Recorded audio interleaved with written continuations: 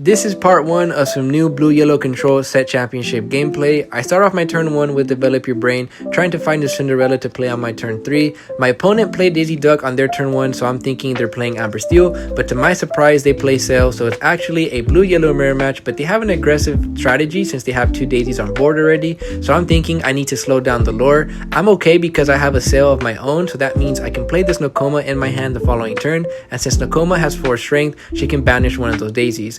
But I actually draw a Cinderella, so I'm thinking maybe I have a different line. I activate Develop Your Brain again, trying to find a Raging Storm, because if I play Cinderella the following turn, at the end of my turn I'll be able to ink again, and that means I'll be a step closer to this Hades and activating Raging Storm. My opponent quests with daisies, and this surprises me again. He shifts onto this set championship promo Daisy Duck, and this card is insane against Sapphire decks. When it's exerted, your opponent's ink enters the Inkwell exerted, so it slows me down. Watch part 2 to see how I can counter this strategy.